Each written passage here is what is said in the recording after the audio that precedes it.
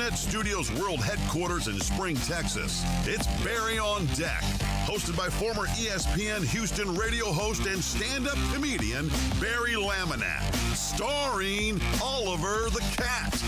Written by Barry Laminack, produced by Barry Laminack, directed by, you guessed it, Barry Laminack, featuring sports, entertainment, special guests, film sessions, and some drinking.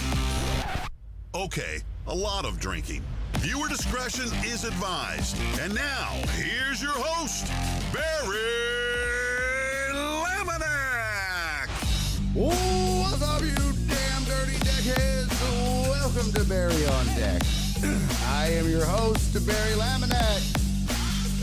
Thank you guys for being here. Today is Wednesday. Yes, it's Wednesday, June 18th, 2025. And this is episode number 956 of Barry on Deck. Welcome to the show. Welcome to the program. Hey. Hello. Hi. How are you? Don't ask me. For fuck's sake, don't ask me. I am losing my goddamn mind. I'm just going to tell you. I am about to lose my shit. I am going out of my goddamn mind, to say the least. I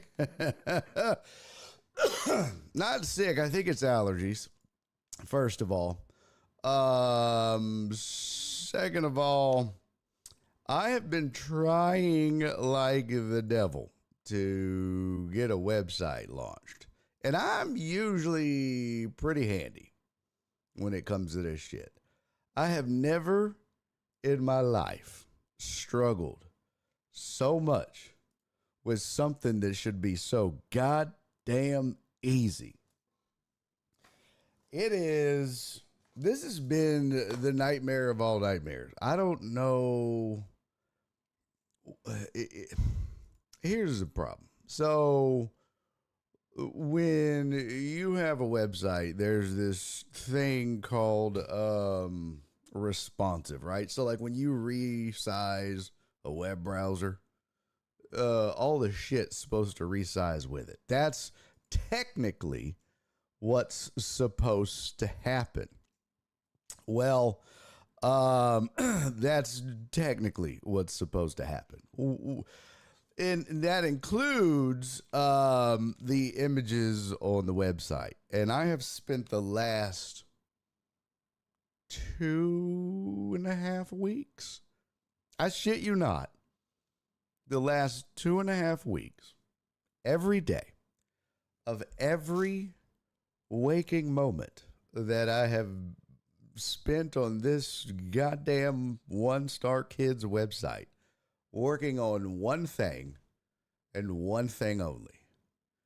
Getting the website, they call it the hero section or the hero images on the website. Like, for example, I'll give you we'll take a look here. If you, let's see, what's a good, what's a good example of a store to use? I'm trying to think of one. Shit, I don't know. One example I saw in a video was like Mr. Beast's website, right? Because he has a store. Y'all know who Mr. Beast is. Nora was like, he's broke. I'm like, he's not broke. He's a billionaire. The man is not broke by any stretch of the imagination. So I'll show you what the hell I'm talking about. This is just what's driving me crazy. Look, so if I show you this website, right? So this is Mr. Beast's website. You see how this little image up here has got the hoodie and the kid, and he's got this little section up here with the little picture in the shop now. That's called the hero section. And then you scroll down, it's got all the other shit. If I resize this, see how the image shrinks, right? And then it goes, like when I shrink it real small, that would be the size of a phone. So it pops to different, size. So if I do that, yay, right? If I go to I forgot. I'm not logged in. I forgot I'm not logged in here. Oh God. Oh, for fuck's sake. I forgot. Why am I blocked? Well, nonetheless, I can't get my shit to work. And without that working, nothing else is going to fucking work. It's beyond me. I have watched videos. I have done everything in God's green earth, and I literally am obsessed with it. And I can't break myself away from it. You ever fixated on something so much that it just ruins your life? That's where I'm at right now. This is literally ruining my life. I can't do anything else. I literally cannot function right now because of this shit. Like I can't do anything else. I'm obsessed with getting this. Well, I mean, I have to get it fixed because I have to fucking get this God blessed store up and running. But here, now I can show you. All right, now I'm logged in. Let's see. This is what it's supposed to look like. Okay. Yeah, so this is what... Yeah, see, that's just so big. So that's not what it's supposed to look like. Them big ass teeth and shit. See, shrink it down. So that would be for the phones. And then when you stretch it, it should change to another image and it won't! Fuck my life! So yes. Almost 3 weeks of my life. Gone. Just fucking gone. I saw a list that says Mr. Beast has made $85 million this year. It's only June. Yeah, Nora said that he was borrowing money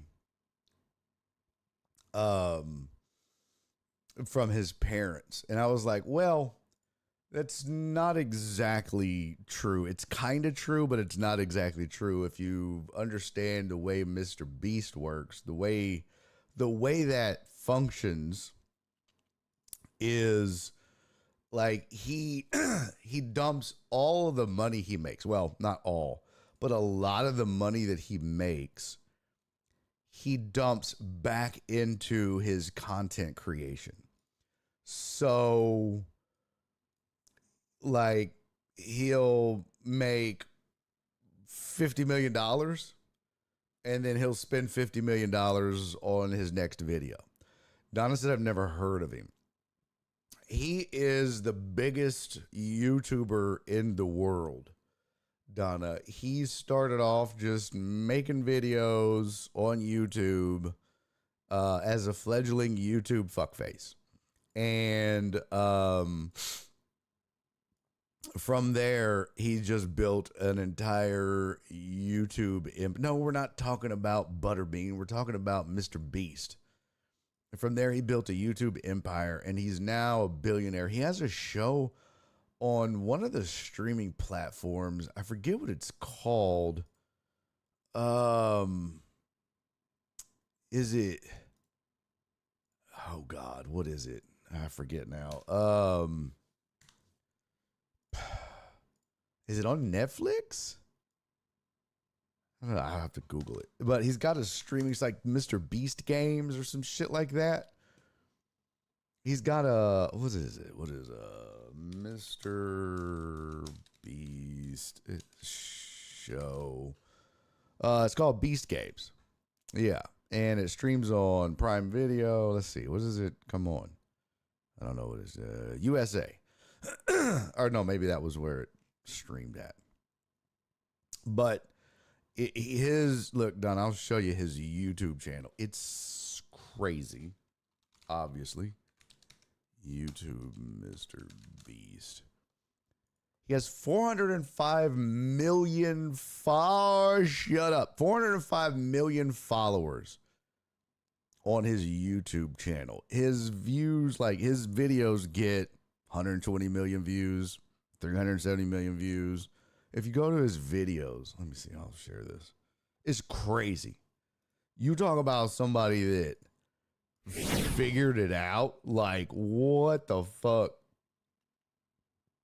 Here, if you go to videos and go to popular, his most popular video got 809 million views. Second most popular, 519 million, 488 million, 468 million. I mean, that's just, do you understand how much money that is? Like, you get paid like crazy amounts of money for views. But he does crazy shit. He's like, $1 versus a $1 billion yacht. But he'll do shit like that. That's what he got known for, was he will do like crazy shit when he first started. He's like, I filled a pool full of Jello. Like, he'll go out and he'll buy enough Jello to turn his swimming pool into Jello. And he'll film it. And that's the kind of shit he was known for. So yeah, he did shit like that. Hey, what up, Keith? So yeah, that's what he did. So when I can't find something at home, I keep looking till I find it. Dude, I'm telling you, man, when I think once I figure it out, I'm gonna be so pissed because it's gonna be so easy. But this is like, and I know like HTML, I know PHP, I know all this shit, but this is maddening. This is beyond maddening. And I have all the shirts like ready to go. You know what I mean? Like, I have all the designs done. So like, I could literally launch right now as far as like a soft open. I was supposed to launch on Father's Day, but it's just that little shit that's holding me back. It's getting that one little part of the website done, just the top. And I've already switched themes a couple times thinking that was it, and that's not it. I'm just like, I'm at my wit's end, man. It's just like fucking. So I'm literally, that's what I've been doing. Like every day I woke up at, Nora leaves at 5:30. I was up before she left. So I was up at like 5 o'clock this morning. She left. I put on the hockey game and I started working on it. And I had literally been working on it since, I did a couple other things, but probably since about 6:30 until 2:50. And I was just like, I got it. I can do this. I can do this. And I was like, oh my God. Then that's just one day. Nothing. And just trying. That's the ADHD for you. You just can't stop.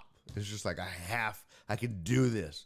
I can fucking do this. And it's like, no, you can't. It's like, yes, I can. I can fucking do this. And obviously you can't. And I have tried everything. So I don't know. Maybe One Star Kids is not supposed to happen. Maybe that's what it is. Maybe One Star Kids is just not supposed to be. I don't know. Fuck. It's killing me. That's all I know, is that it just makes me want to stab a pencil into my fucking throat. So we've got some sports to talk about. We've got a bunch of sports to discuss, but some news and notes and other things to get to, including I fucked up. I looked at the wrong list. I was looking at the wrong birthday list. I've missed 2 birthdays. I fucked up. I missed 2 birthdays. We had a birthday on Sunday that I missed, and then we were out on Monday and I missed a birthday. So we got to make up 2 birthdays for sure. So we're going to do both of those birthdays today. And it is Wednesday, so we have a private hour. So I did ask ChatGPT, and that sumbitch was full of shit. It told me what to do, and it didn't fucking help. I'm telling you, bro, I've tried everything. Fucking everything. I have watched YouTube videos. I have Googled. I have fucking changed I'm just like, I don't know. I'm frustrated beyond belief. And this has literally been my whole life. It's wrecked it. It has wrecked it.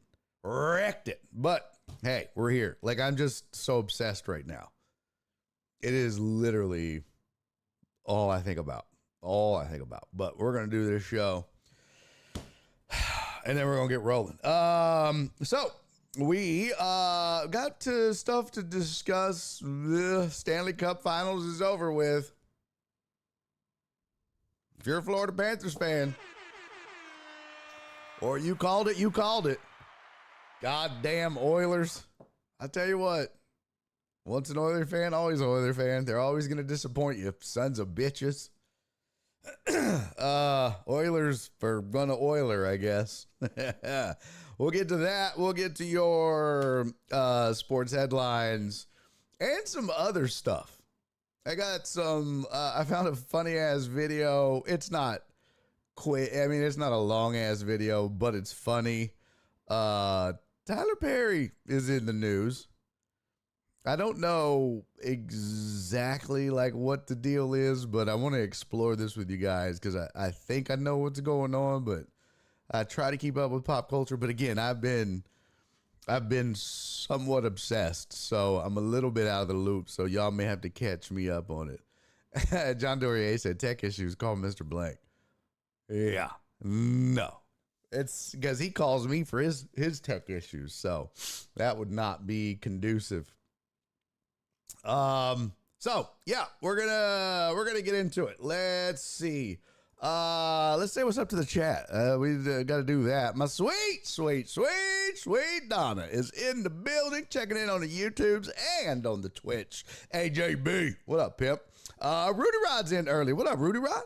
Sanitize, wash hands, social distance. Back the fuck up. Alex Villanueva's here. What's up, pimp dog? Who else is in? Peepy Dubs, what's up, homie? John Dorier is here. Uriel Villanueva is in the building. Mimi, what's up, Mimi? Good to see you, sweet thing. Who else? Amos is in the building. What up, homie? Nightbot, that raggedy bitch showed up. Nasty Nate. Nate asked the question that we all thought a long time ago. Are you and Uriel related? No. Keith Sager, what up, pimp? Good to see you, homie. Who else? Perry, what's up, big dog? Mimi's right. I mean, I know she's right, but she said you need to step away for at least like a day, clear your mind, come back, go through it from the beginning. That's like troubleshooting 101, but I know I need to do that, but I can't. I can't tear myself away from it. I can't. I can't do it. What is this? Your mailbox is due to be renewed June 28th. Oh, okay. Yeah, I gotta go do that. Donna said I agree with you. Yeah, I know. That's probably the best thing to do. But if I do that, then I don't feel like I'm making progress on the store. And I gotta get that sumbitch up and running. Because I'm like right there. Like right there. It's not healthy just obsessing with it. I know. Let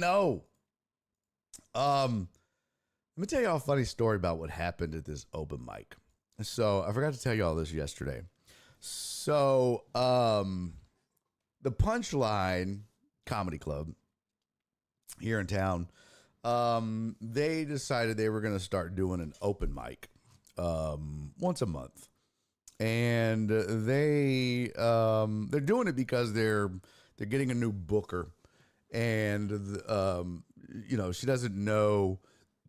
Excuse me. She doesn't know all the comics in town, and so she's trying to get familiar with them, and smartly she wants to watch a lot of the comics and get to know them, and she's doing it right. You know what I mean? So one of the ways she's going to do that is through an open mic. And plus, it's just good for the local clubs in town that are, especially big clubs like the Punchline, to have an open mic. It's smart. So they decided they were going to start one. And their first open mic was Monday, and they asked me to host it. So they were like, "Hey, you're kind of part of the family. Would you do us the honor of hosting the open mic? Kind of run it for us. You know all the comics. You know what you're doing." I was like, "Yeah, of course. That'd be dope. I'm happy to do that. I'd love to do that, for sure."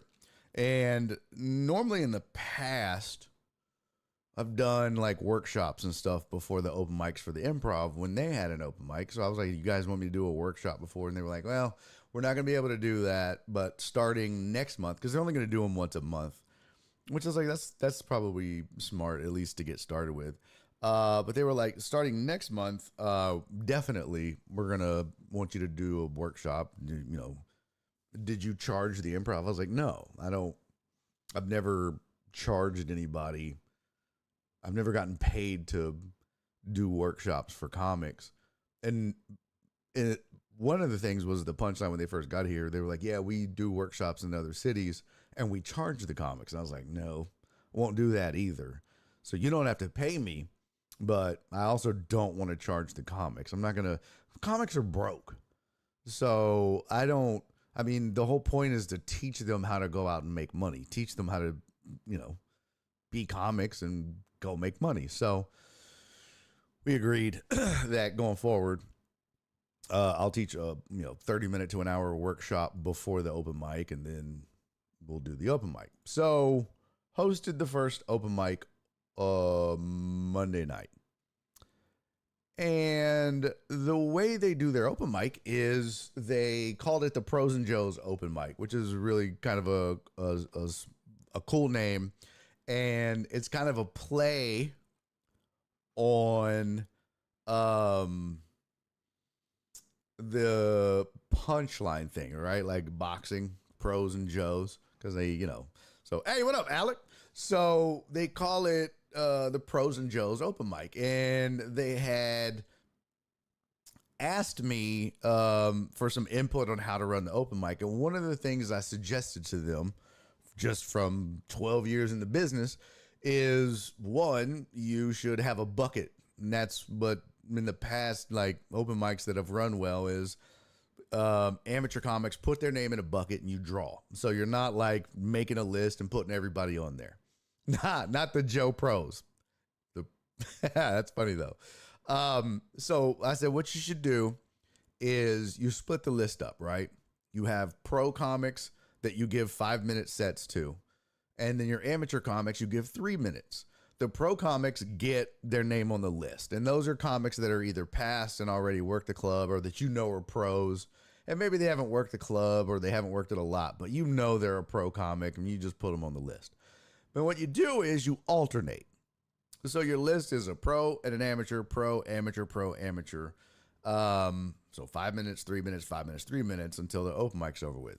90 minutes, 2 hours, however you want to do it. And then that way, when you have an audience, they're not like, "Oh my God, we got to sit through 6 amateur comics at an open mic that suck." And that's the best way to do it. That way, when people go to the open mic, they know that if they're watching a really shitty comic for 3 minutes, they know that up next is a pro. So then you don't lose people. Because I've seen it so many times when you just get 4 or 5 shitty comics in a row at an open mic, and then people just leave and you lose your crowd. So I'm like, this is a good way to make sure that your audience will pretty much stay, because they're always guaranteed to see a pro next. They were like, okay. So that's what they did. This is how they structured the open mic. And so they just, they picked all who the pros were and they invited them to the open mic and, hey, can I put you on the list? And so they made a list. And they picked a few amateurs that they gave spots to because they wanted to see them. And the rest was a bucket draw. So you show up, you put your name in the bucket, and then those slots were scattered throughout the night.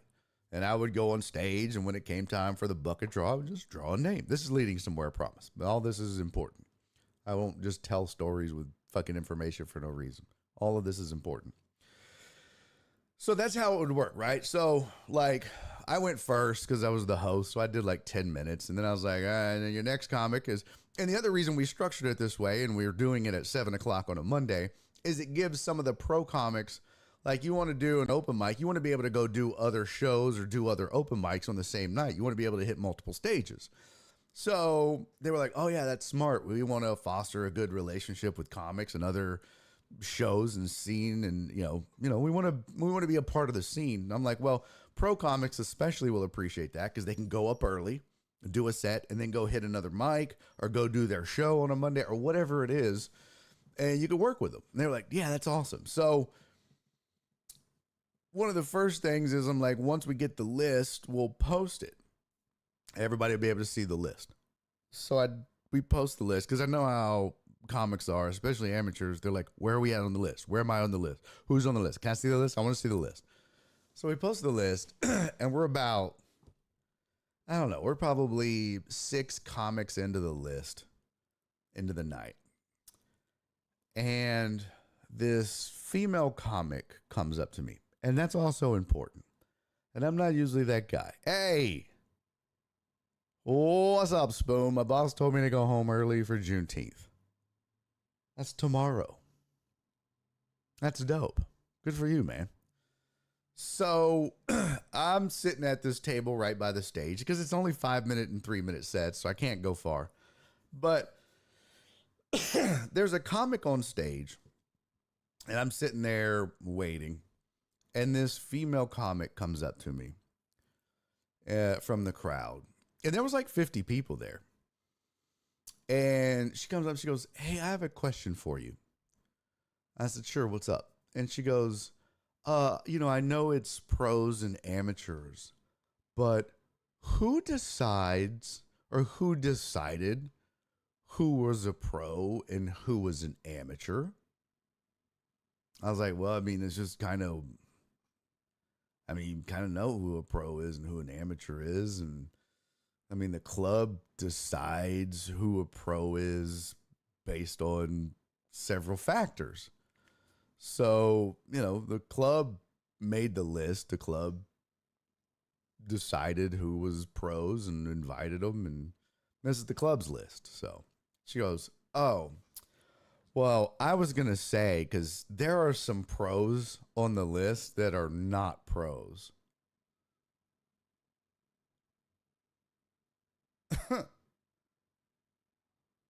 Well, aren't you snooty? I didn't say that, but I was like, well, okay. Now, obviously, she's not a pro. And this is where I will pause for a moment and tell you that I met this woman, probably,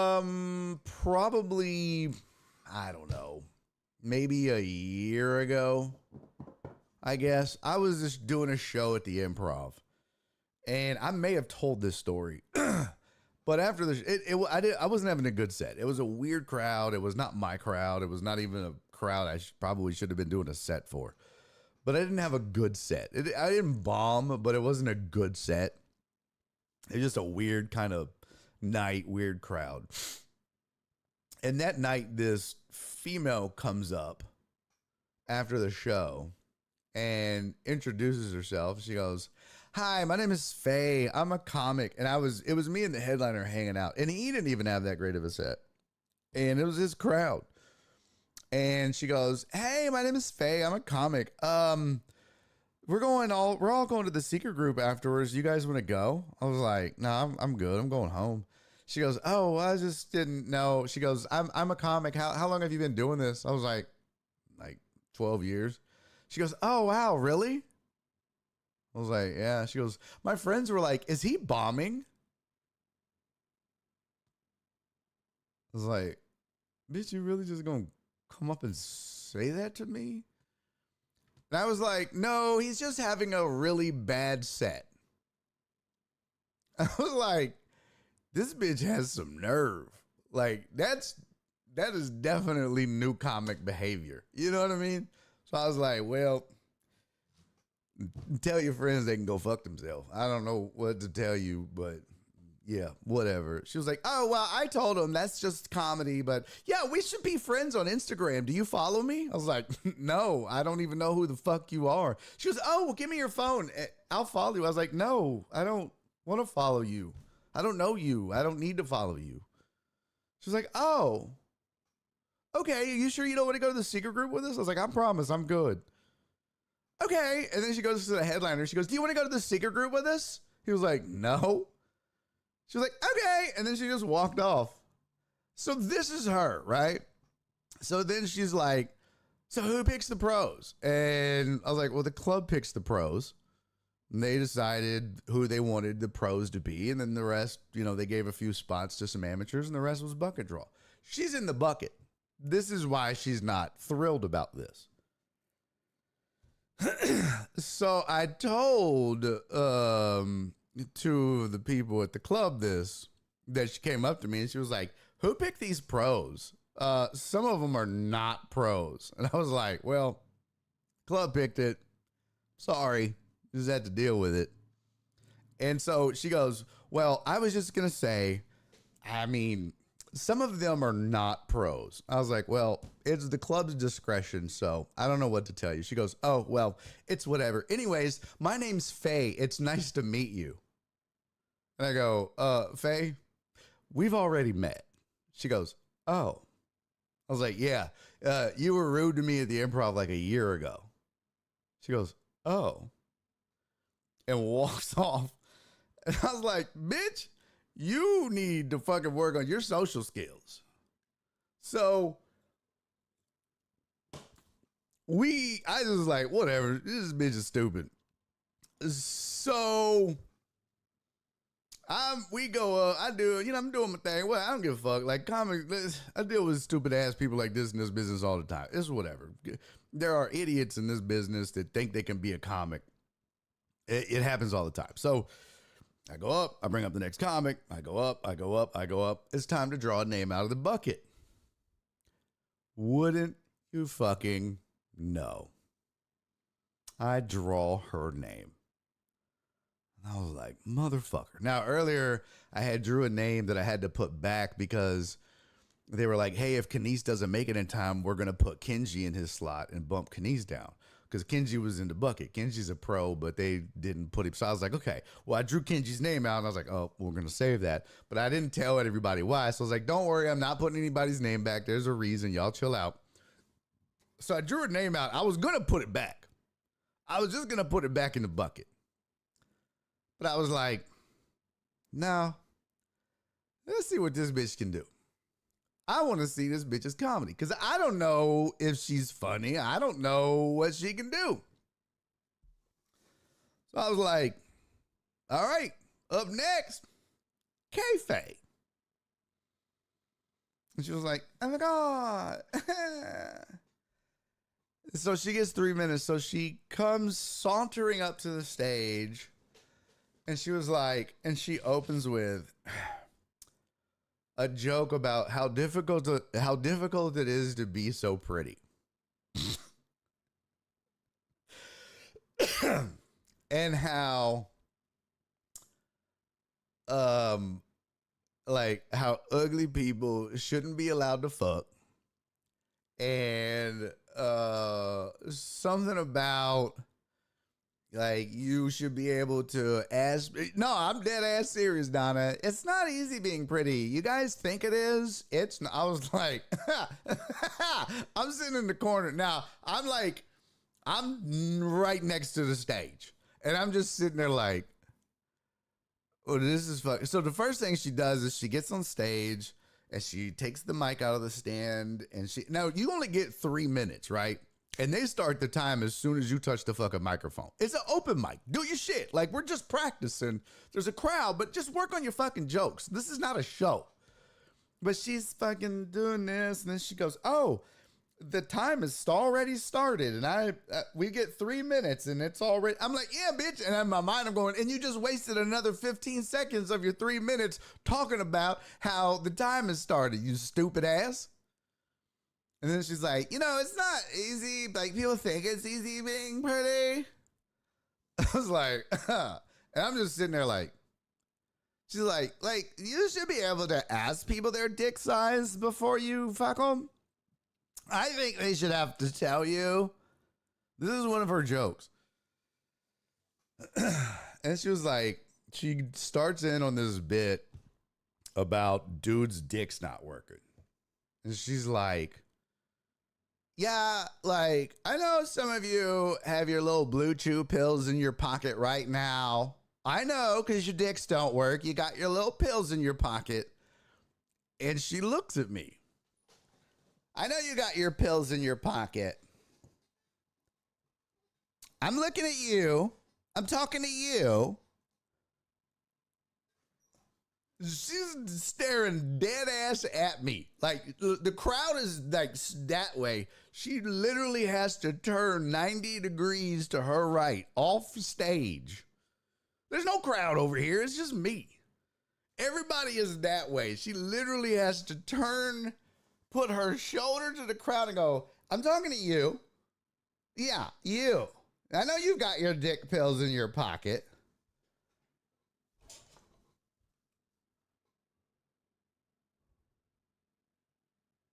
And I gave her nothing. I just stared at her. She was like, I know you do. I know you do. And I just stared. No, she wasn't drunk. She just thought she was funny. She was like, anyways, and then she turns back and she continues with her awful set. Well, Kenise was sitting there. And one of the managers that I had told her what she did earlier about, I don't know who these pros are, but some of these pros are not pros. Hey, it's nice to meet you. I was like, we've already met. So fuck you, Perry. I left him at the house. So I looked at Kenise. Y'all know Kenise, my boy Kenise. So I looked at Kenise. If y'all are Kenise, like, she's over there. Okay. So she's doing that, and I looked at Kenise, and Kenise was next. And I never, like, especially at open mics, you don't do time. You don't do jokes in between comics. You just keep it moving. It's there's a lot of comics. I mean, there's probably 30 comics that go up. I mean, if you think about it, it's 90 minutes. I mean, 5-minute sets, 3-minute sets. It's a lot of comics. You don't have time to be making jokes about every comic. It's poor form, first of all. I got 10 minutes up top. I did more than anybody. So it's just like, as a good host, you just go, you don't do long introductions. You just go, all right, y'all, that was Kenise, y'all. All right, coming to the stage next, y'all give it up for Henry, blah, blah, blah. And then coming up, all right, y'all, that was Henry, keep it going. Next, coming up is Kenji Alonso. And your job as a host at an open mic is to keep the line moving. Just come on. Keep that motherfucker moving. We ain't doing accolades and shit. Nobody gets an intro. You say their fucking names. That's it. But, bitch, I am definitely one of them motherfuckers. Don't start none. There won't be none. But when she looked at me talking about, I'm talking to you. You. Do you have your blue chews in your pocket? You got your dick pills in your pocket? And I stone-faced her, but I looked at Kenise and I went, she done fucked up.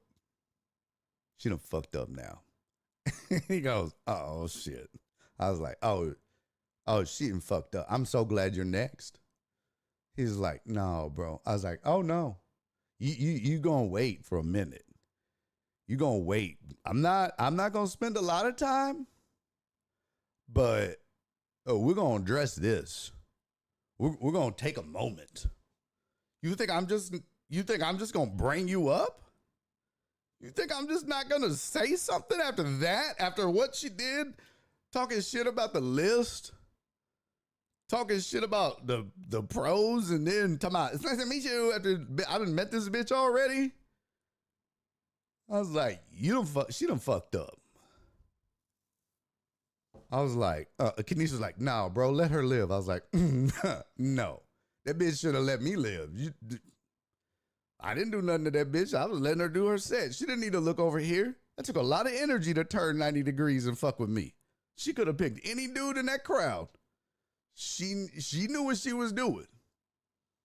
And she knew she was going to have to hand me that fucking mic when she walked off that goddamn stage too. He was like, bro. And Dana, the chick that works at the Punchline, I was like, she was laughing. She was like, oh, I can't wait. I was like, yeah, she done fucked up now. She done fucked up. And she didn't get no, I mean, it was atrocious. So I was like, Ava said, Barry knows black people's sign language. The look is the first sign. Yeah, I was just like, Kenise was like, nah, bro. She done fucked up. So she gets done. She was like, well, that's my time. So I walked up. Now, I'd never take the mic out of the stand because you keep the line moving. Nah, not this time. I'm going to need a minute. I walked up. I was like, well, what she lacks in jokes, she definitely has in confidence. Boy, them motherfuckers. That's the first thing I fucking said. Well, what she lacks in jokes, she definitely has in confidence. And everybody's like, oh, goddamn. I was like, yeah, boy. I mean, if nobody else thinks she's pretty, she does. That is for certain. Well, she's cocky as fuck. But I'll tell you right now, I didn't bring my dick pills, and even if I did, I wouldn't be fucking you because I don't fuck cocky bitches. And I don't need dick pills. I just can't get my dick hard for bitches that think they're fine and don't know they're not. Everybody's like, oh! I was like, yeah, but just so we're clear, we definitely had you in the right spot. That was awful. And I put the mic back in the stand. I was like, all right, y'all coming to the stage next. I was like, bitch, I know the fuck you didn't. Everybody was like, damn. No, the fuck you didn't. No, the fuck you didn't. And I didn't, but I did. I mean, I could have probably done 20 minutes on this hoe. The way she was dressed, her hair, her jokes. But I told Kenise, I'll keep it brief. But I'm saying something. Definitely saying something. And I went to the back, and the booker that does it all, she was like, oh my God. She was like, when you said we definitely had you in the right slot, she was like, I lost my shit. She was like, I damn near spilled my drink. I was like, fuck that bitch. How you gonna come up and talk shit about the list and people and then go just take a shit on stage like that and be that bad? Like, bitch, who are you? Oh, I was pissed. Pissed. Don't do that. Like, don't do that. You know what I mean? Like, don't. And then come to find out, Kenise knows her. So I was like, he's like, bro, she's new. I was like, well, then she needs to stay in her fucking lane. Like, that's the problem. If you're new, maybe learn a little bit about the business first. Maybe learn who's who. Maybe learn some etiquette. Maybe learn the lay of the land before you just go in and try to go scorched earth. Because you can tell that she grew up entitled and, you know, she's cute, So you could tell that she was always had dudes falling all over her and giving her shit. And she's one of them. What's that movie? You Can't Sit With Us. She's one of them bitches. I was like, oh, bitch, I don't give a fuck. I just need you to be funny. And you weren't. So I looked up, and pretty much throughout the night and the open mic, everybody stays. Everybody stays because it's all part of like camaraderie and networking. Unless you got a show that you're going to go to next, usually you stay and rub elbows and talk and network. And that's how you get that bitch was gone. I looked up about 2 comics later. She was nowhere to be found. I think she knew she fucked up. Like, bitch, I'm not the one. Like, you're not just gonna come in here. We're not doing that. I was pissed. Fucking with me. I was gonna do like 5 or 10 minutes, and then Kenise was like, "Man, I come on, bro, I'm trying to go up." And I was like, "Okay, but I'm gonna do like a minute, and a minute is a long time to be telling jokes in between comics." I was like, "Boy, I wish I had my 5 minutes, because my whole 5 minutes of open mic would have just been roasting that bitch." I was like, "No, I'm gonna keep it brief." I was pissed. Perry, no joke telling ass bitch. Valley girl wanna be looking ass bitch. Oh.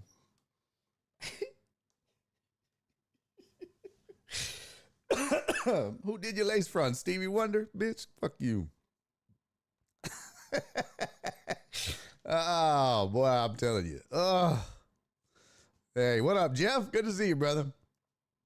All right, so, yeah, I had to share that story with y'all. It's crazy out here in these comedy streets, man. It's crazy.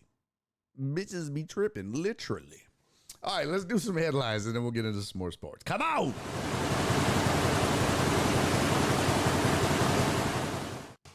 All right, here's your sports headlines for the day. Big news, breaking news. What?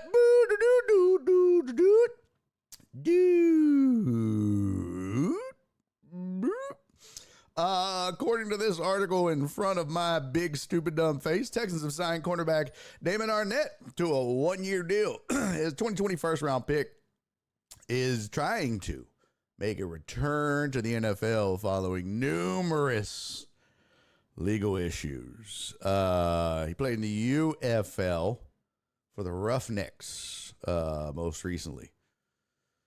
Signing comes shortly after.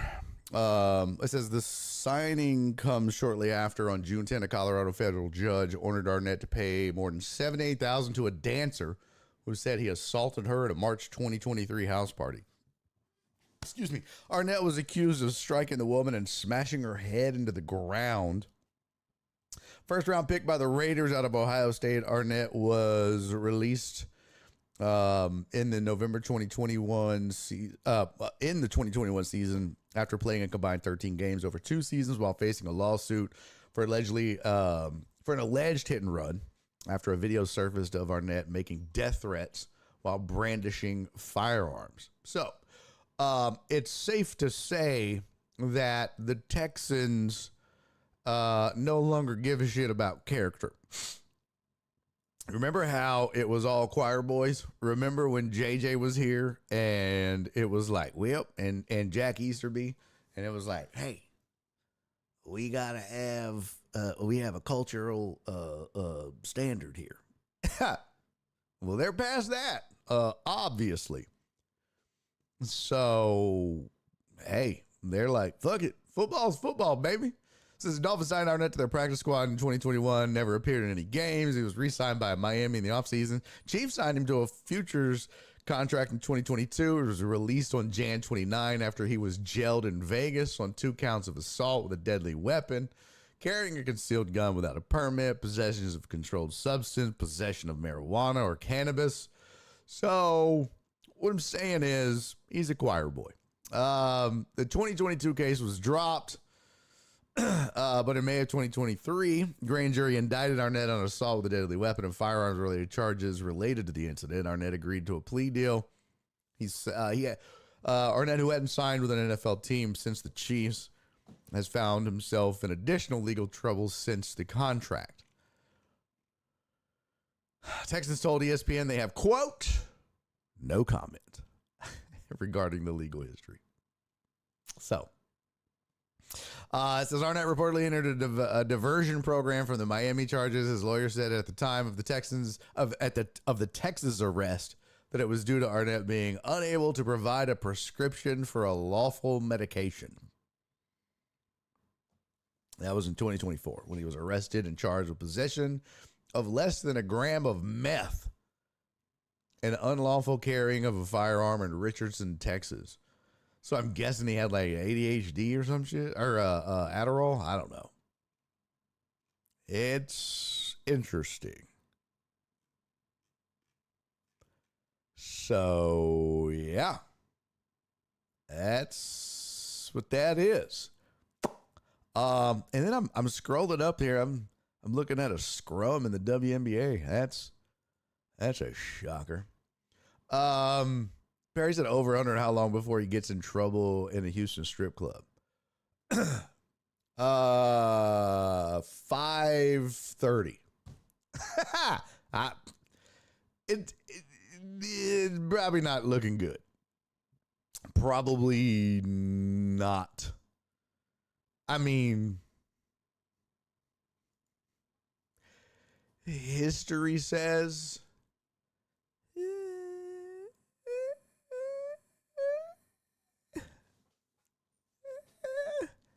you never want to paint with a broad brush. You never want to say that a guy can't rehabilitate himself. But what? There's also that saying that a zebra doesn't change their stripes or whatever. I don't know much about the dude. I guess he was a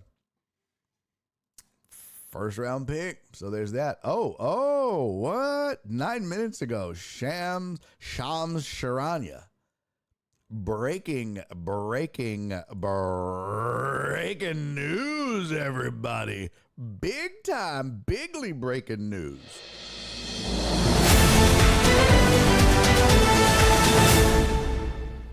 Breaking news, everybody. According to Shams Charania, 9 minutes ago, front page of ESPN, the Buss family has agreed to sell the Lakers to Mark Walter. What? That's right. The Buss family has entered into an agreement to sell majority ownership of the Los Angeles Lakers to Mark Walter, the CEO of diversified holding company TWG Global. Jeannie Buss will continue to serve in her role as Lakers governor, sources said. Walter has interest in multiple professional sports organizations, including the Dodgers, Sparks, the Billie Jean Cup, not my lover, Cadillac Formula One team, and the Professional Women's Hockey League. Lakers have been owned by the Buss family since '79, when Jerry Buss purchased the franchise from Jack Kent Cooke in a $67.5 million transaction that also included the Kings and the Forum. The Lakers passed to Buss children when he died in 2013, and his daughter Jeannie has served as the Lakers governor since. Walter has been a stakeholder in the Lakers since 2021, when he also received a right of first refusal on the majority share of the team. So there you go. Big news. Big news. Lakers being sold. The Buss family is pulling the bus over. So I mean, I guess it's not an outsider, but I guess the Buss family is cashing in. They're putting their chips in. I mean, yeah. Probably a good time. What is the Lakers worth right now? Let's see. Lakers worth. Los Angeles Lakers are currently valued to approximately $7.1 billion. That's according to Forbes 2024 NBA team valuations. I'd say that's a pretty decent return on the investment from Pops, seeing as that he paid $67 million for it. Total Dallas, you're our resident mathematician.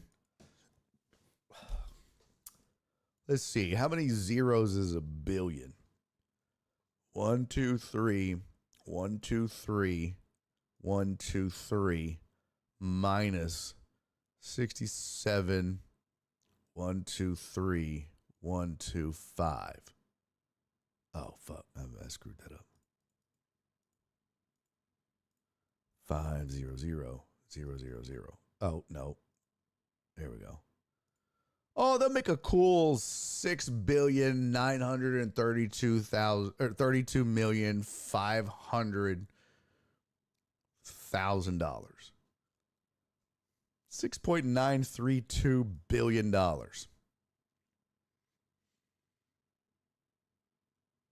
It's pretty good.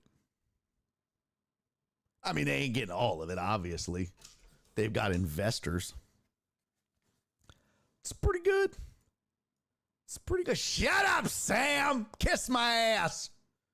Stupid ass Florida Panthers. Ugh. Skinner can suck it. Dumb nerd. So there you go. There's some breaking news in the midst of our headlines. Other headlines. Where is this? Oh, yeah. Jair Alexander is joining the Baltimore Ravens. The Baltimore Ravens granted Lamar Jackson's wish Wednesday, signing former Green Bay Packers cornerback Jair Alexander to a one-year deal worth a max of $6 million, including $2 million in incentives.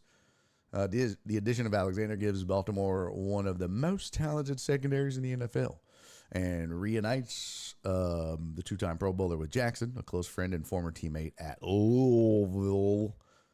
So, of course, you want to keep your quarterback happy. So, good get for the Ravens. Other headlines, I got more for you. Oh, I'm not done because we're going to get into another discussion. Oh, yes, we are. Henry Ruggs III speaks at Hope for Prisoners event. Former Raiders wide receiver Henry Ruggs III on a special release from prison Tuesday spoke at a Hope for Prisoners event in Vegas. Apologized to the family of a woman he killed in a car crash nearly 4 years ago. Ruggs drove a sports car at speeds of 156 miles an hour in the city, slamming into a vehicle that killed driver Tina Tintor and her dog Max. Tintor was 23. Ruggs was asked at the event what he would say to Tintor's family. One, I wish I could turn back the hands of time. I would love for them to meet the real Henry Ruggs and not the one that was escaping from something. I sincerely apologize for not only being a part of the situation, but the fact my face is always in the news. It's always in the newspapers. So they have to constantly be reminded of the situation, be reminded of me. So, says Ruggs, a former first-round pick, pled guilty in 2023 to felony DUI. He was sentenced August 23rd to 3 to 10 years in prison. And last but not least, yes, hit the like button, people. Yeah, it's a good pickup for Baltimore. It really is. They're going to be tough, man. They're going to be tough. I mean, if King Henry continues to turn back the hands of... If I could turn back time... King Henry continues to listen to Cher in the headphones each game. If Baltimore gets any kind of passing weapons, well, let's see. Let's look at the depth charts. Let's look at their depth chart. Hold on. If I can turn... Oh.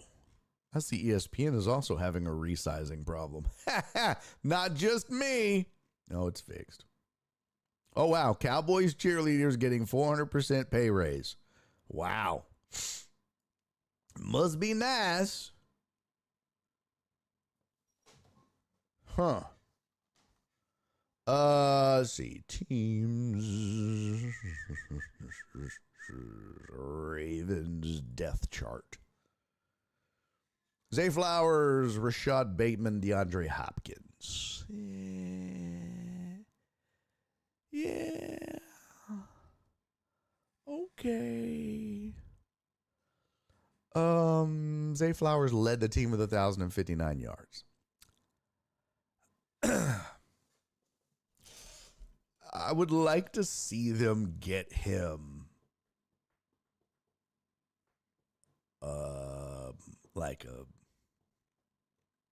and I know you only have so much money, right? And Mark Andrews is a shell of himself.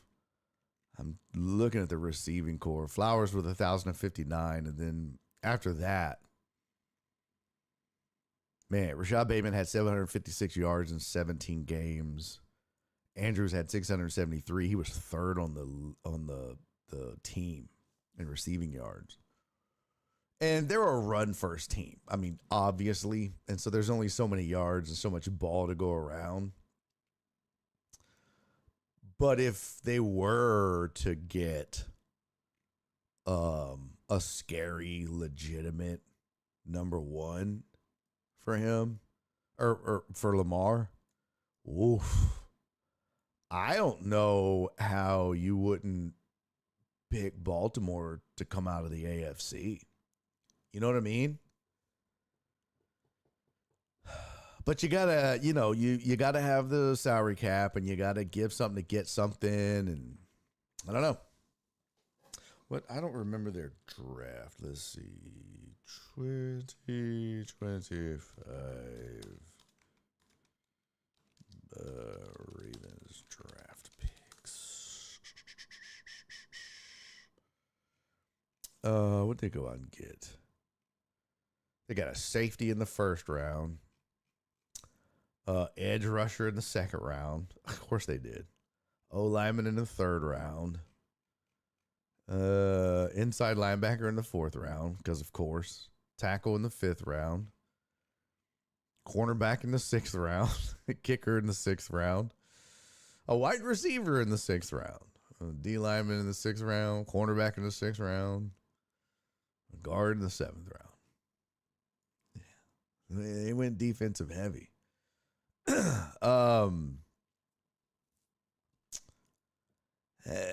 Yeah, I would have preferred to see them,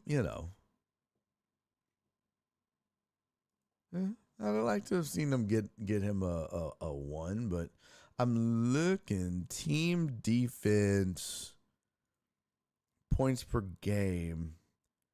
Ravens gave up 21 a game. 1, 2, 3, 4, 5, 6, 7, 8. They were ninth in the league in the regular season in points allowed. Passing yards allowed 80. Oh, rushing yards allowed. They allowed 80 a game. Passing yards allowed, they were. Where are they at? Where are they at? Middle of the pack.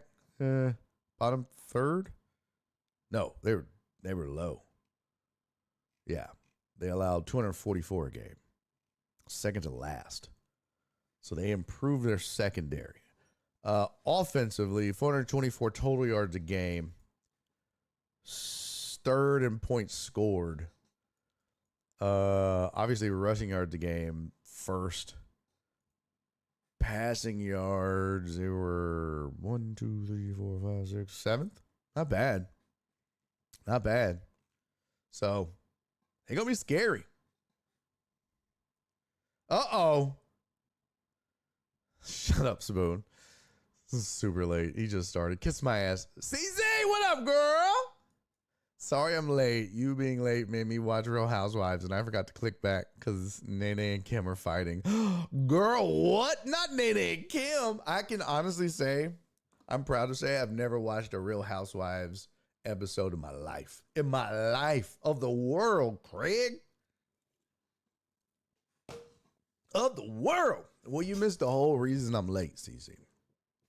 I finally confessed these last several weeks about my obsession and why I'm late. It's like this crackhead obsession that I have. So you missed it. All right, last thing. LeBron James is bemoaning ring culture. I want to discuss this. I want to discuss it. We need to discuss it. LeBron James has criticized the discourse around quote-unquote ring culture in the NBA, saying a ring is a team accomplishment and pushing back on the idea that a player's individual greatness is measured by how many championships he wins. Trying to nitpick an individual because he was not able to win a team game or a team match or whatever the case may be. I don't know where it started, but it's a long conversation, especially when it comes to me individually. James said on his Mind the Game podcast with Steve Nash. It's so weird. It's never enough. Sounds like somebody knows he's losing the GOAT conversation. This is what it sounds like to me. Honestly. That's what it sounds like. Do you honestly believe that LeBron James comes out and says that he bemoaning ring culture and saying it's never enough if he has enough rings where everyone says, well, he's the GOAT? No.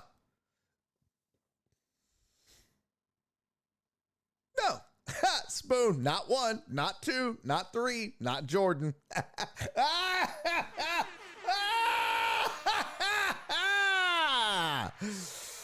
Oh, damn. Damn. Damn. These nuts. Got him. Got him. Yo, that's hilarious. You know what? It's funny.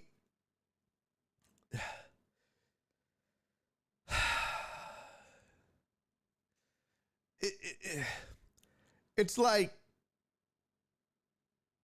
that's the whole point.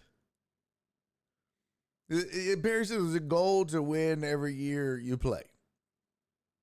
Exactly. The goal is championships. If we're not measuring by championships, then what are we measuring you by? Because then if we said stats, you'd be like, well, stats don't make the play. It's a team game. Okay, well then what the fuck are we doing? Well then, you know what? Let's just not keep score. Let's not keep stats. Let's not give out rings. And let's just go out and play and give you money. Is that what it is? How many friends you make? Is that what it is, LeBron? How many followers and likes? How many shoes you've sold? And by the way, I hate to tell you this, LeBron, but if Jordan grew up in the social media era, he would have more likes and followers than you also. I don't know. There's just no way around it, bro. I'm sorry. Cece said she's never watched the Atlanta one. Now she's addicted to the Atlanta Housewives. I have to get her a Real Housewives patch. Like that. I don't. Imagine, if you will, somebody like Tom Brady saying, I can't believe people think that it's about the rings. It's not about winning Super Bowls. Fucking what? Tom Brady would slap himself if he said that out loud. He'd be like, well, you know, it's just not about The fuck was I thinking? Ha! What? Kind of shit was that? I don't even know what happened there. I just had an outer body experience for a second. Wow. Well, where that came from. That's a loser mentality. What kind of shit is that? And that's, Perry said, why even keep playing? You already got the most points, just retire. Is that what he wants from us? Is like, oh, you got the most points, so you're the greatest now. You've scored the most. Whoop-de-fuck. You scored the most in an era when it's easy to score.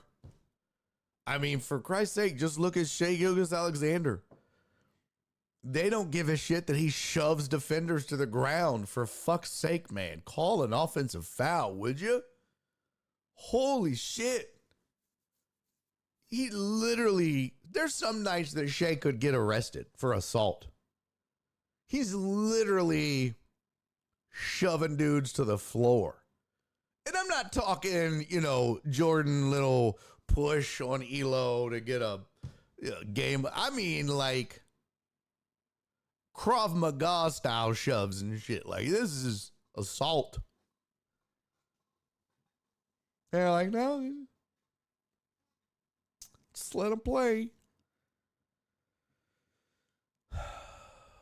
It's crazy.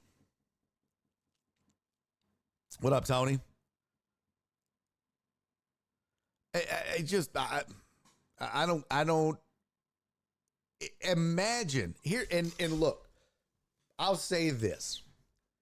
LeBron saying that ring culture is bad.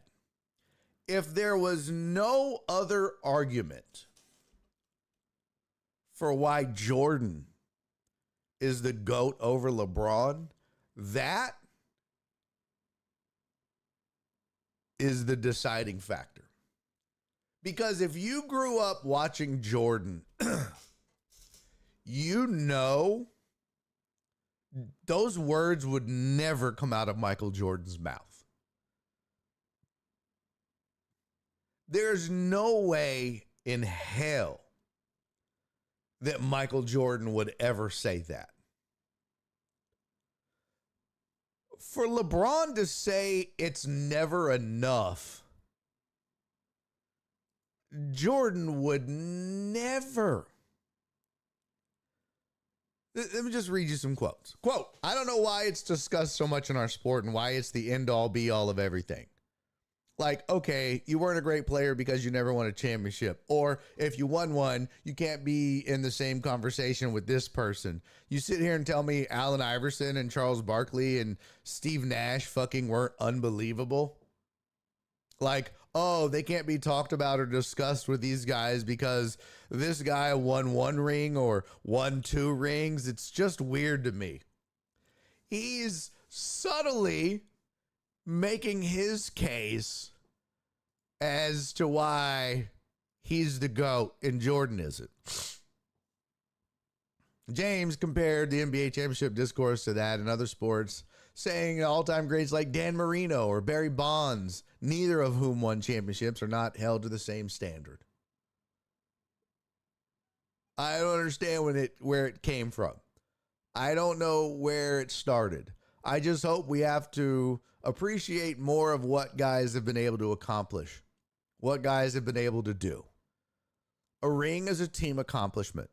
And if you happen to have a moment where you're able to share with your team, that should be discussed. This team was the greatest team or that team. You can have those conversations. And we do. And guess what? Jordan's Bulls team was one of, if not the greatest team of all time. Yours never was. Jack.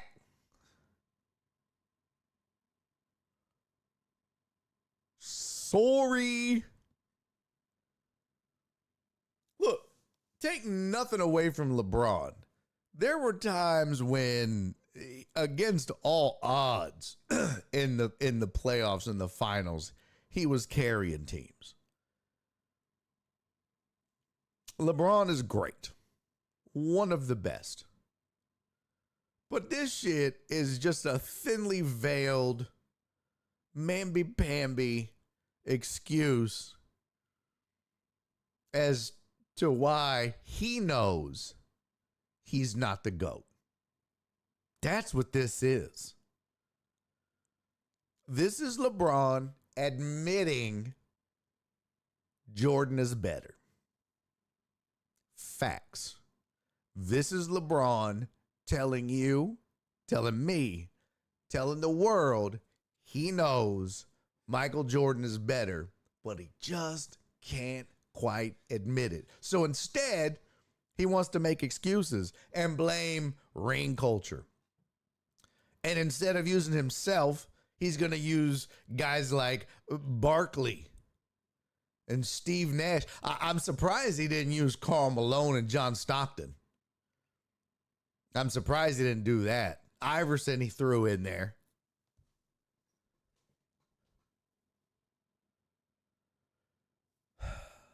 He used Marino. He left out Dan Fouts.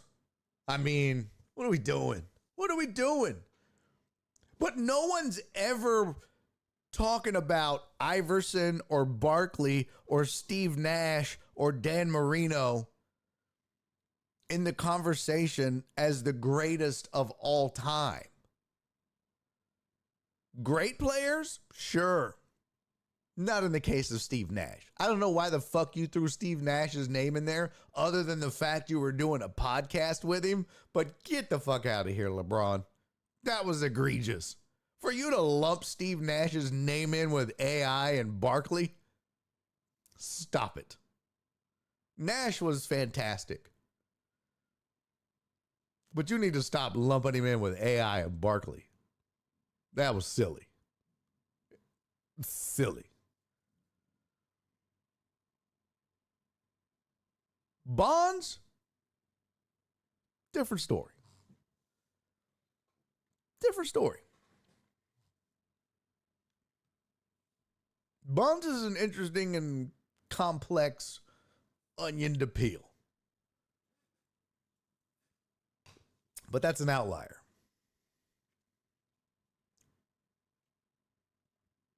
But the rest of it is just LeBron telling you and me he knows he's not the GOAT. So I'm glad he can admit it. I'm glad he can finally admit it. Good for you, LeBron. Good for you, buddy. So, PB Dub said Nash is the Canadian GOAT. Is he? Or is it Shai Gilgeous-Alexander?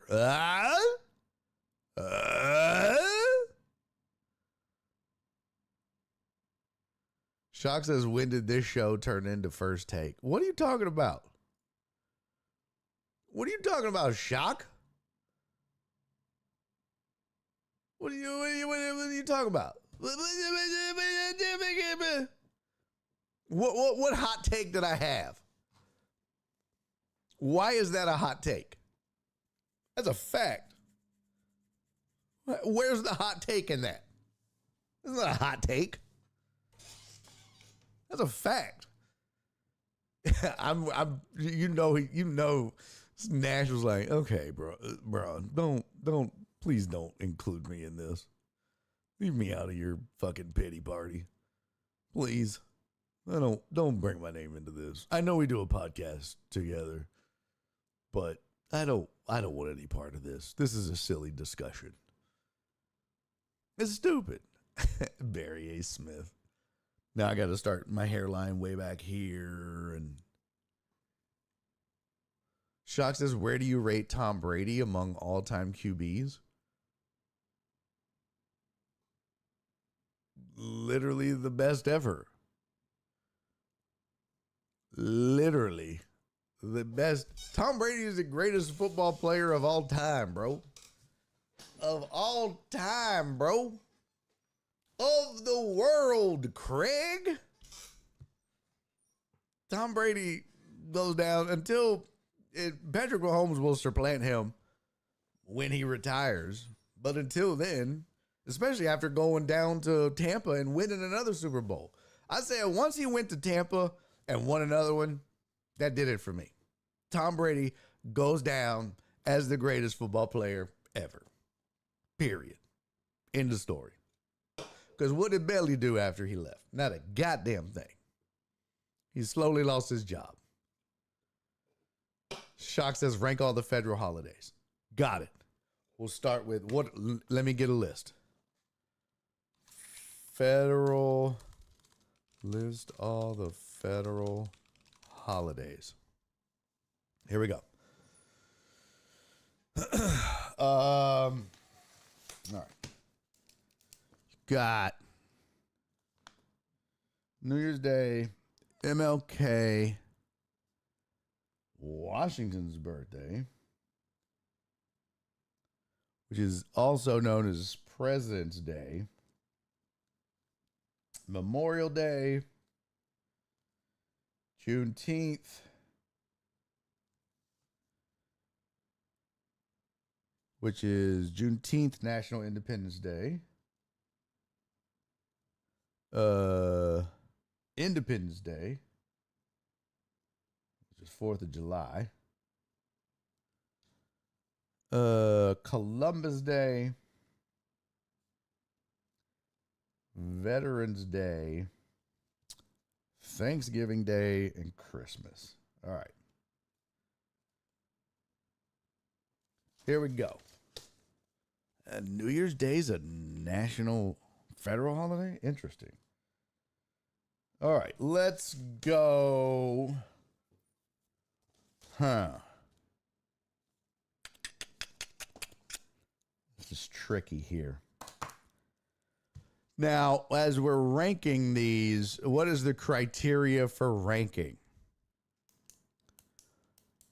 Let's see. Ranked federal holiday. When was the last time you ran full speed? I got chased by a wasp 2 weeks ago before my back was hurt. Labor Day is not on the list. Did I miss Labor Day? Oh, I did miss Labor Day. Got it. Labor Day. All right. I'm going to go. I'm going to say, so federal. So we got to tie it into the government at the same time, right? Total Dallas, some hikes. I'm calling it hijack a show. No, we're going.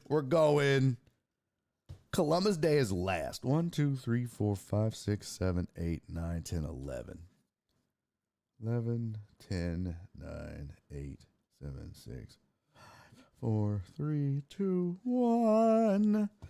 So are we going to rank this in order of the most American to the least American? I got Juneteenth. Or our favorites. Or stupidest. I don't know. Stupidest is definitely Columbus Day. Joe Pro, you can thank Shock for this derailment. I'm placating Shock. I'm humoring him. Yeah. So he wanted me to rank the federal holidays. Well, I'm going to go Christmas 1, New Year's 2, Thanksgiving 3, 4th of July 4, Juneteenth 5, Veterans Day 6. I mark these off. Columbus Day is last.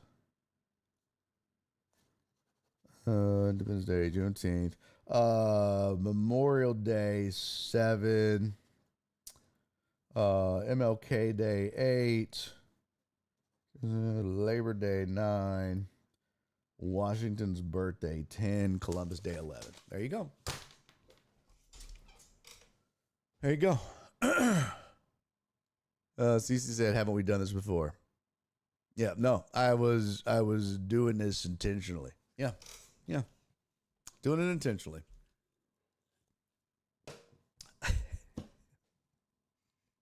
Sam said, "I think it was a joke about ranking the holidays."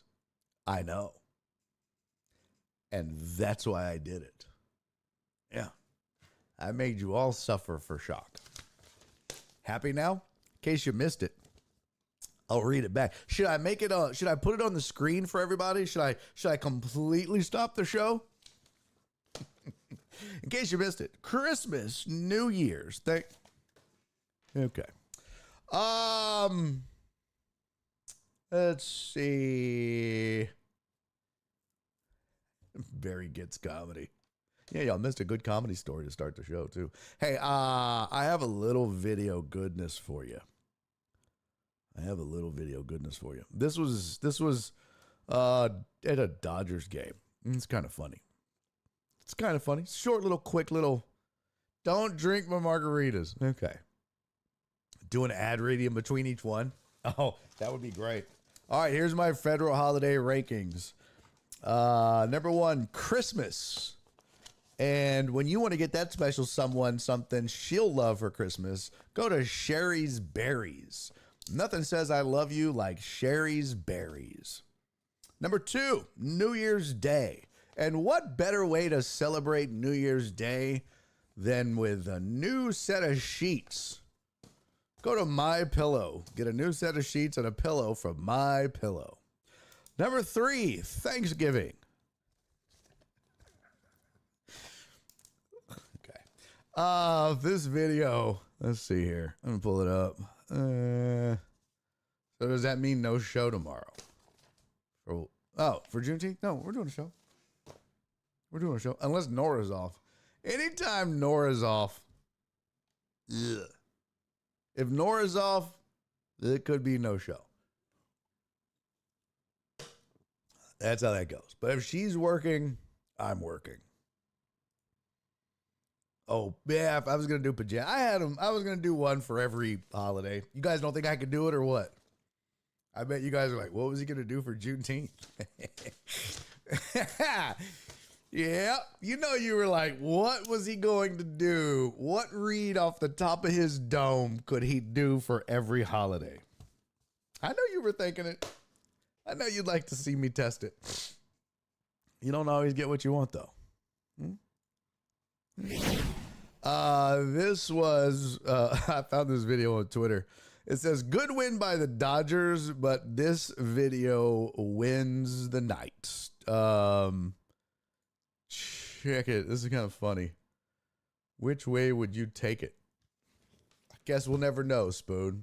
I guess we'll never know. You know? Sucks, doesn't it? Huh? Hold on, I'm getting the... Let's see.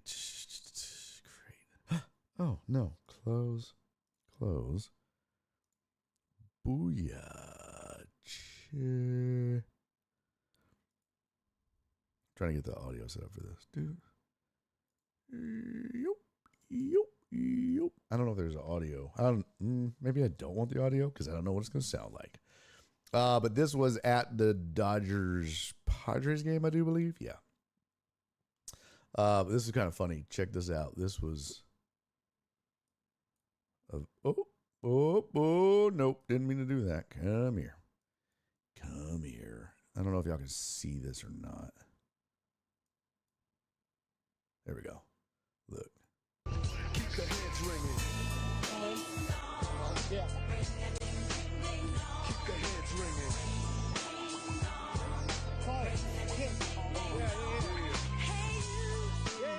Say what? You better get up out of your chair. That's right. And work your body down. Keep the hands ringing. That's so fucking great. Nope, get him. No, who, me? Oh, him. No, get him. Huh? Him. Yeah, him? Yeah, him. Okay. Hey, that person was, huh? Nope, get him. Oh, hey, fucking Padres fan. God damn, that's fucking hilarious. Oh my God, people are so funny. Okay, fine, fuck, shit. Okay. Fine, let's talk Panthers. Yeah, let's take Stanley Cup. Ugh. Panthers were just better, bro. Well, Skinner sucked, first of all.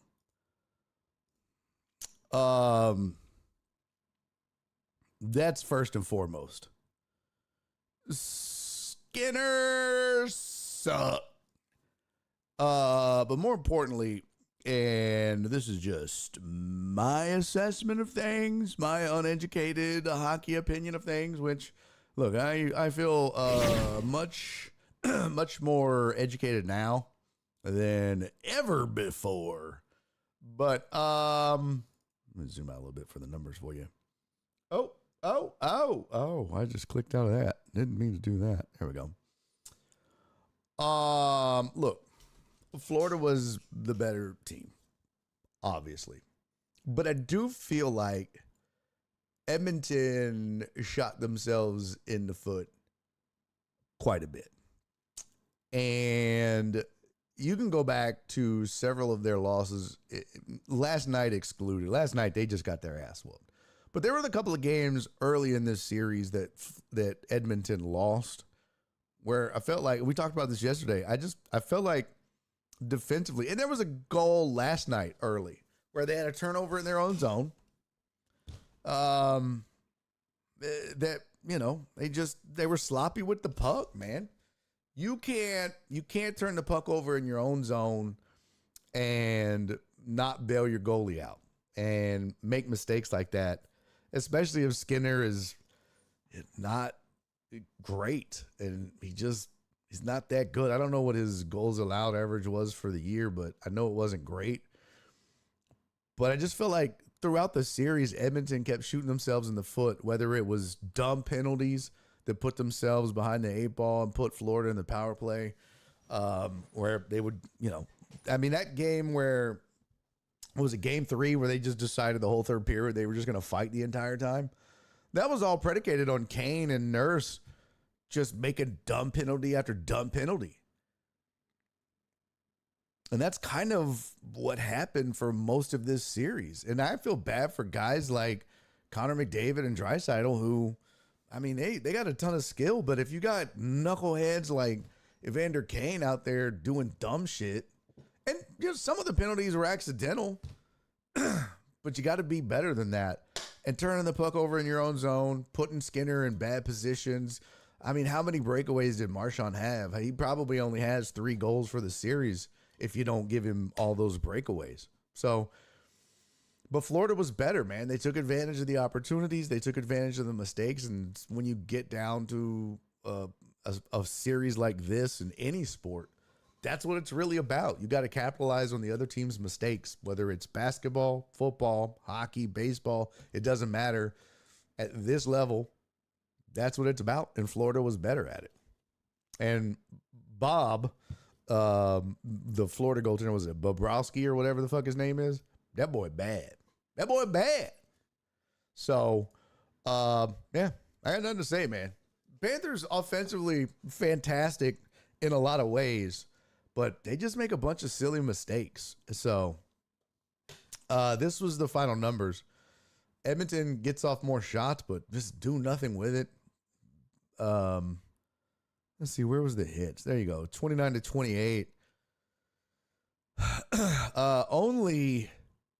Well, the reason it says 12 penalty minutes to 2 is because once things were out of hand, Evander Kane, being Evander Kane, decided he was going to go and slash Kachuk across the arm twice and get a 10-minute major and got kicked out of the game because he was just a crybaby. This is a bad look. I don't know what his contract situation is. He didn't even come out to shake hands at the end, which is pretty chicken shit.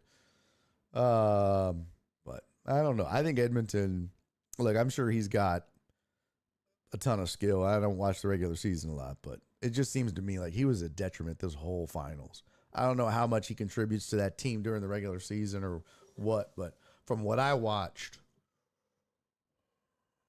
I feel like he was a detriment to this team in this series. So, yeah. I finally put on hockey last night. It was in the third quarter, and the Florida team was up big, so I changed it back to Astros. Yeah, you watched the worst. Yeah, you didn't watch the good games. The good games were early. Uriel said hockey was great. I'm in. Yeah, I'm glad, Uriel. It's a badass sport. Badass. Jeff Bell said ass kicking. It was. It was an ass whooping. It really was. Anyone else ever buy some of those Sherry's berries that Barry and the rest of 97.5 were hawking? My wife was like, you spent how much on some chocolate covered strawberries? That's funny. Did you buy some? I think I bought some once too. I bought Nora one of those pajama things with the footies, the hoodie footy thing, but I got the wrong size. That some bitch was huge. It looked like a damn, what's it called? She looked like the dude from A Christmas Story, but the pink rabbit, way too big. I washed that bitch in hot water, tried to shrink it. Still no luck. Still no luck. Why are the Rockets trending on Twitter? What's going down?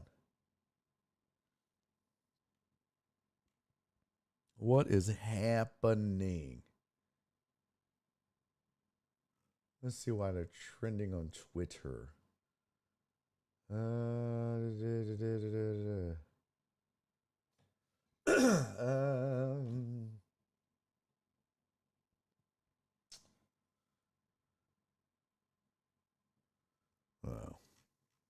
I don't see nothing. Boy, Brian Windhorse. Oh, it's just a bunch of nonsense. I want to see what they offered for Durant. I'd love to see that. Maybe Kelly Eco will share that with us when he joins us tomorrow. I'd be interested in finding out. Lil Baby Sanders too. Is he trending? Lil Baby Sanders is trending? I don't see that. I didn't see that. It's not in my trending. Not in my trending. No, ma'am. No, ma'am. Oh, trending Lakers. Shut up. Karen Reed, Ted Cruz, Ravens, Powell, Real Madrid. You know what I need to talk about, though?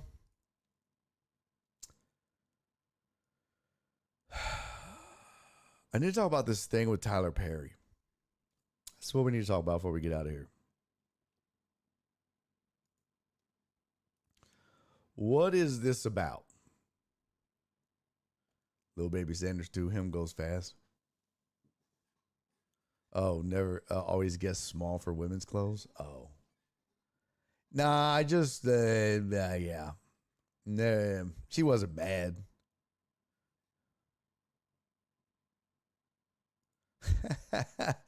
The Wall Street Journal posted this day, the NHL's preeminent dirt bags are now Stanley Cup champs. Is that, were they known as the preeminent dirt bags? Is it because of Matthew Tkachuk? Is it because they weren't some of the Florida Panthers like Trump fans or something? Is that why they called them that? Because that's pretty shitty if so. That's pretty low class to do that.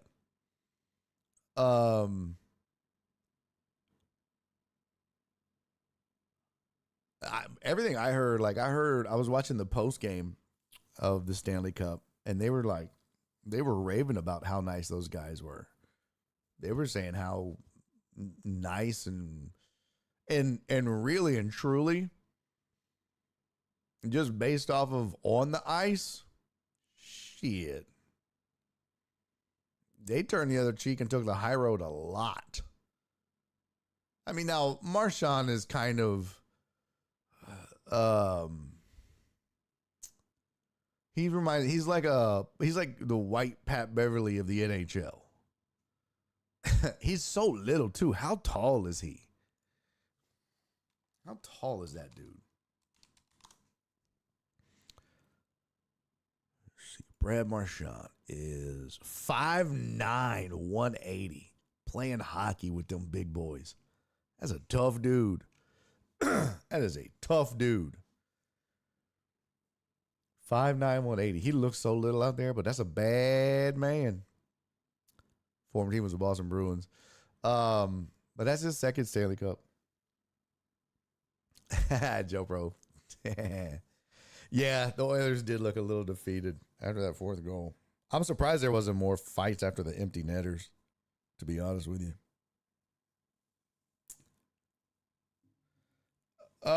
Okay, this whole Tyler Perry thing.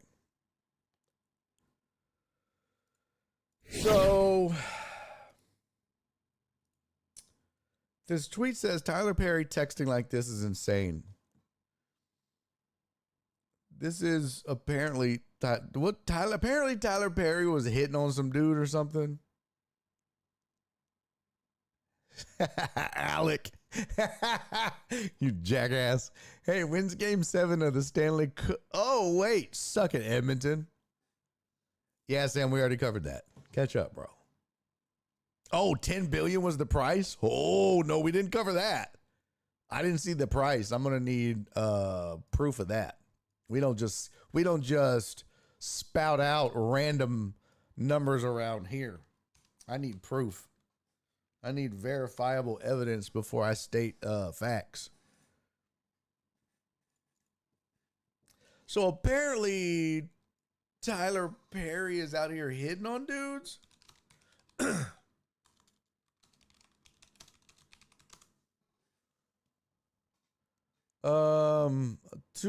It says a $260 million lawsuit has been filed against Tyler Perry by actor Derek Dixon, who appeared in Perry's TV series The Oval. Dixon alleges that Perry used his influence to sexually harass, assault, and retaliate against him over several years. He claims Perry sent him unwanted sexual text messages, and the lawsuit includes screenshots of their communication.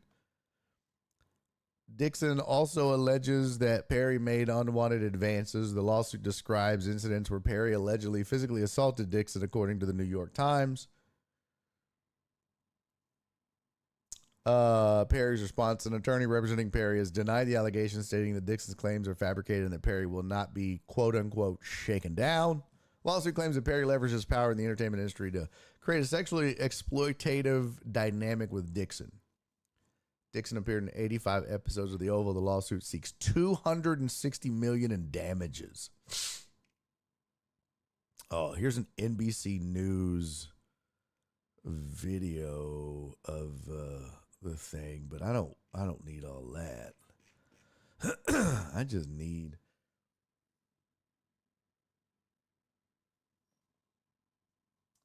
well, apparently this is the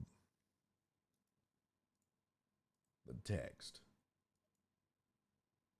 It says, listen to me. If you let the cast know that you and I have a new friendship, then you are opening yourself up to a lot of questions and foolishness. You want them to know that you are there because of your talent and not because we have a friendship or because Tony got me to give you a job.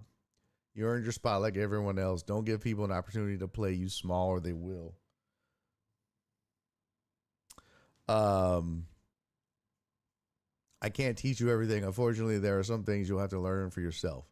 Because when we go back to work, I'm not going to know you. I don't have any friends that work for me, my friend. Professionalism is key. And then he said, you're totally right. I hope you get it. I hope you got it, my friend. That makes total sense. Just watch the behavior of everyone around me on set. Yeah, I will. Don't want to give anyone the opportunity because work is work. And then this one says, treat myself right. What are you doing, Derek? Just talking to my sister. I roll fine. Good night. I go through the 600 people in my phone book and be annoyed that I don't want to talk to any of them. Trying to get off so I can go to sleep. I understand. Says, LOL, apparently you're not the only one drinking that's been drinking tonight. I just started. They didn't. Oh, that's interesting. But look, I don't know or profess to know Tyler Perry's sexual orientation. Or what he's into. I had a hunch. I have a hunch. Let me see something.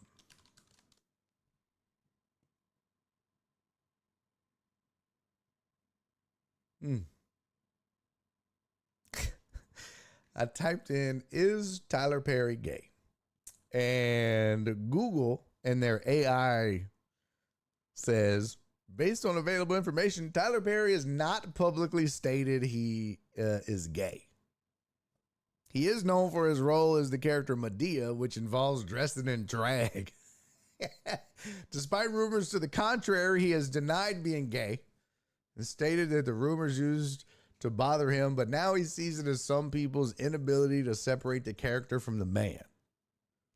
He's also been in a relationship with Jaleel Bakel, with whom he has a son named Aman Tyler Perry. They're no longer together, but co-parent their son. There have also been recent legal accusations against Tyler Perry, including claims of sexual assault. Perry's attorney has denied these allegations, claiming the lawsuit is a scam. Oh, everything Tyler Perry said about his son. So, here's, I don't know what that is. Oh, United Kingdom. But I don't know if these, I never know websites if they're good or not. It takes forever to determine if shit is accurate. At face value, the text exchange didn't say much. That's true. Yeah, I did. It didn't seem like that all seemed kind of harmless. But he was like, I mean, it just said friends. That didn't. It's not like the text message was like, hey, when we go back to work, don't be telling people we fucking. That would have been like on the nose, but he didn't say that. So I don't know. So now ESPN is reporting 10. 10 billion. Bus family to sell Lakers at 10 billion valuation. And last I saw, we talked about earlier when after 9 minutes after Shams broke it, it was 6.7 when we looked it up. So that's pretty healthy, especially when what I said earlier, the dad bought the Lakers for $67 million. It's a pretty decent profit. They did pretty good. I'd say so. It's not too shabby. Not too shabby. Yeah, not too bad. All right. Let me see. There was one other thing. Finals. Oh, shit. Got the headlines. Ring culture. Oh, here we go. One other thing here. Creamery size and a boop boop boop. Breaking news. Shocker. It's official. Streaming is now the king of TV. What? Oh, who what? Be still my heart. I bet you guys didn't know this. In May, more Americans watch television on streaming than on cable and network television combined, Nielsen says. It's the first time that's happened over a full month. Yep, there it is right there. Boop, boop. I got the little squiggly lines to prove it. I got it. It says Americans are watching more television via streaming services than they did through cable and broadcast networks in the month of May. It's the first time that has happened over a full month. Boomers clinched it. It's no surprise younger viewers were the first to jump to streaming. But another group has since made the leap, viewers over the age of 65. So there you go. Me and Donna and Joe Pro. Older viewers watch a lot of television, more than any other cohort. 1/3 of all viewing comes from this group, and they've been moving to streaming in droves in the last few years. So, yep, their YouTube watch time last month grew 106%. Older viewers have taken to free streaming services like Tubi, Roku, and Pluto. So, yeah, because you can get some like local stations on there too, right? Cable TV viewing has fallen much more than network television over the last 4 years, 39%. Cable networks like USA, TBS, and MTV were rich with original programming just a few years ago, but they air few scripted shows now. This is because media executives have rapidly reordered their budgets, steering investments towards their streaming services. So, did you say Joe Pro was old? He is old, Donna. Yes. In Buffalo years. Joe Pro is 130 in Buffalo years.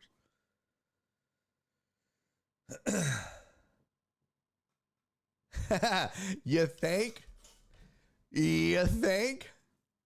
We didn't get into the trade, but yeah. You think he hated the Bregman trade just a little bit? Just a little bit. He went from having a job in Boston to being traded out. Just a little bit. Joe Pro's young, not in Buffalo years.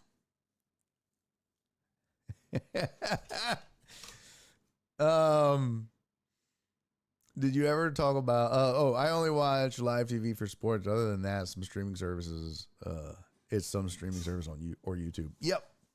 I think that's most people now, man. I can't tell you the last time I watched like a sitcom or a series or something on TV, quote unquote. Nora and I are always like, well, what are we going to watch next? And it's always like Netflix, Hulu, Max, Apple TV, whatever. We never are like, oh, let's go see what's on ABC, NBC, CBS. Never.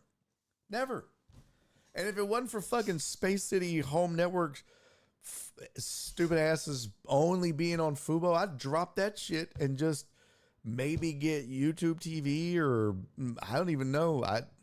If they just allow me to get that network only, I'd buy that and just say fuck it. I wouldn't even I'd get the fucking news from somewhere else. I'm telling you, man. All right, let's get the fuck out of here. I gotta pee. Gotta go feed the cats, and then we gotta do a private hour. Cause I'm your private dancer. Dancing for money. Spoon, I never said. Oh, was that yesterday? Yeah, that was yesterday. Fuck, I was about to say Spoon resubscribed, but that was yesterday. Thank you, Spoony Spoon. I love you. Resubscribing for 24 months. Did y'all ever figure out the Prime thing? No one ever sent me any error messages unless you send it on the Discord. I haven't checked it today because my obsession. Let's see. Show distractions.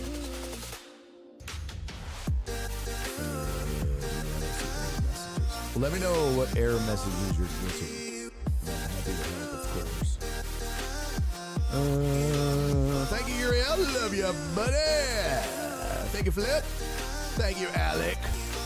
All the sitcoms are TV. Yeah, I know.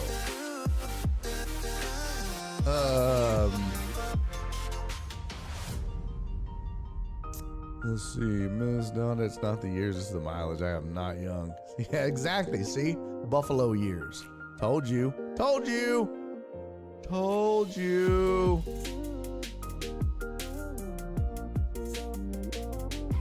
All right. I'll see you guys in a little bit. If you are a member of Patreon, we're gonna do a little private hour. If yeah, today's Wednesday, right? Yeah, because CC reminded me. If you're not, too bad, so sad. We're gonna cut up and act a fool, and then yeah, we'll go. We'll do whatever. If not, you still got time to join. Come hang out with us. We'll do some crazy shit. I'll show you my cornhole. What? Yep. May have said that out loud. And then, yeah, we'll take it on from there. And then, if not, I'll see y'all tomorrow. In the meantime, do me 3 favors. Be safe. Be kind. Most importantly, love each other. I'll see you guys when I see you. Either in just a minute or tomorrow. Be good, everybody. Bye.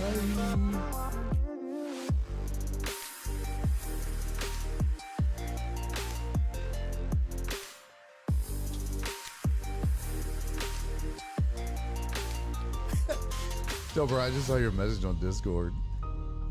That Stephen A. Smith didn't involve an Australian boat. That's hilarious. Love you, CC. Bye. Daddy's making a YouTube video.